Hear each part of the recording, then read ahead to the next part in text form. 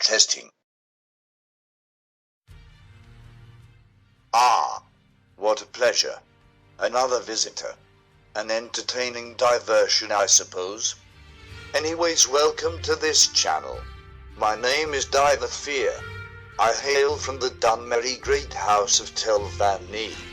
For those of you who didn't know me, then you can simply acknowledge me as an old wizard, who is also your voice guy. At this moment, I have lived long enough to see some of the most interesting historical events that took place in our beloved Tamriel. So now let me mention some of those historical events to you. Hopefully it will increase your knowledge about our history. First era, year 0. The Cameron dynasty is founded by the Wood Elven King Eplia in Valen Wood. Then the Ayleids declare their kingdom as an independent state, making the White Gold Tower as the heart of their new empire. These daring movements must have been inspired by a dear friend of mine, Veloth the Prophet. He taught us the true meaning of freedom and faith, and he is known by all as the one who led the exodus of my people, the Chimmers, from the Somerset Isles. First era, year 20. Someone writes of his trip to the Isle of Artium, where he claimed to have met with the right master of the Sijik, Iakisis, thus marking the first recorded appearance of the Sijik order in history. Human history. Sorry, I forgot to add that. Of course, I already knew it way before that. Shut up. First era, year 68. It marks the last large-scale migration of the Apmorans into Tamriel. For those of you who don't know, these peoples are like the ancestor race of the Nords and Skars. Just like the Old Mares being the ancestor of all other mares, including the Dunmers. Technically. In my opinion, I don't think these immigrants left no one behind. There might be a herd or less peoples left in that frozen continent back then. Perhaps even now. Trust me, you'd be a fool if you put your faith completely in the face of impossibility on this world. That fat bastard right there is a living proof of that. First era, year 143.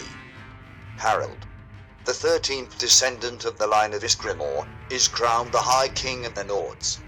He established Windhelm as the capital of Skyrim, and exterminates the remaining dragon cults from the north.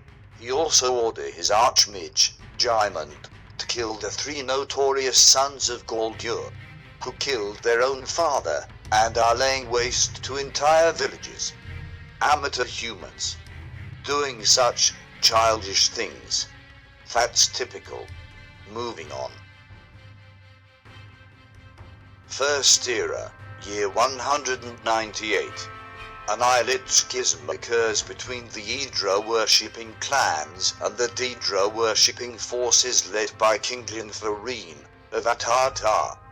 The event reached its climax during the scouring of Wendelbeck, and the outcome is the ban of Ydra worship for the Ayleids throughout their kingdoms. The last remaining of the Ydra-worshipping Ayleid clans is the Barseviks. They then fled into the northwest of Argania. I would say that this schism is the first thing that leads them to their downfall. Their discordance will eventually bring a fatal consequence for years to come. First era, year 221. High King Harold dies, and the throne of Skyrim is assumed by his eldest son, Jarma. First era, year 222. High King Jarma died, and the throne is inherited to Vrij, the second son of Harold. During the reign of this Nordic king, the Skyrim conquest began. It was said by the end of year 240, Skyrim's territory expanded across High Rock and the Aldris Day. First Era, year 242. An army of human slaves rebelled against their Ayleid slave masters throughout the Heartlands. They are led by an Idic woman called Alessia, who would continue to lead them as their empress. Right after they successfully conquer the whole Heartland, that is best known today as the province of Cyrodiil. This so-called slave queen has many notable allies such as Morrihouse, a half-bull, half-man who is said to be a son of an entity called Kinrith. This thing would later become Alessia's husband. It's interesting. She also receives aid from the remaining Hydra-worshipping Ayleids, and of course, the Nordic Empire. Alessia is also helped by the notorious vicious madman called Lionel Whitestrike. I don't care whether if he was an avatar of another entity called Shazar, or a hero who helped to bring an end to the tyrannical rule of the Ayleids.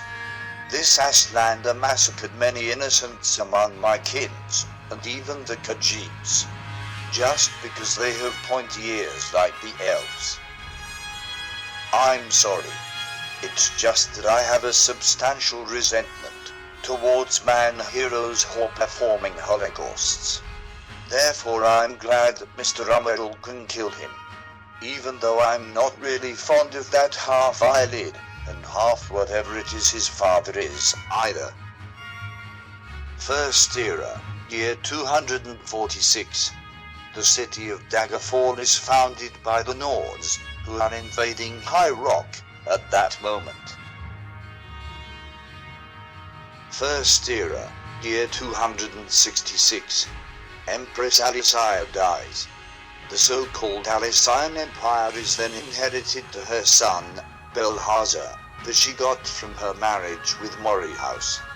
Therefore, the Empire of the Needs had the first Minotaur Emperor in history, and probably the last.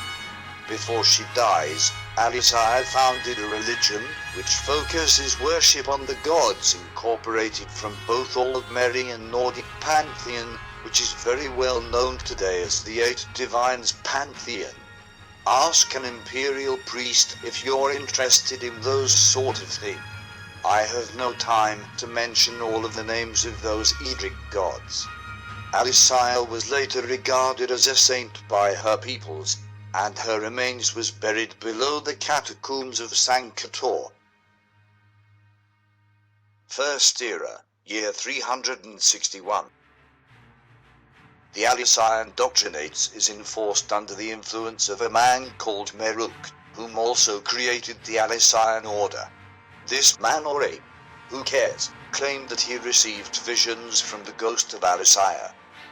The Alessian Order is slowly removing the Aldmeri influence from Eight Divines Pantheon, therefore making the Ayleids became rather distempered.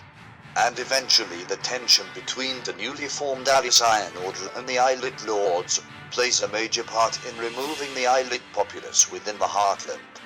The conflict ended with the Order massacring the remaining Ayleid kingdoms who refused to obey the Doctrinates, leaving only the Ayleid people of Ninalita to survive.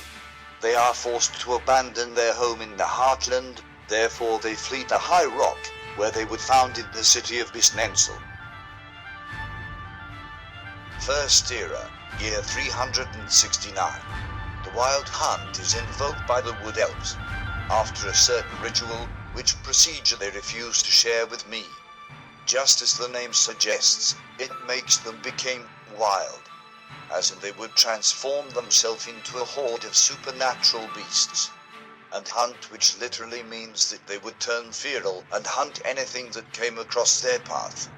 By the way, the Wild Hunt is done in the Heartland at year 369 in order to kill High King Borgas, the last living descendant of Ysgramor, and to protect themselves against the combined army of the Nordic Empire and the Alessian Order. The death of the last line of Ysgramor is proven to be the downfall of the mighty Nordic Empire, as this event would eventually make their territories begin to slowly diminish.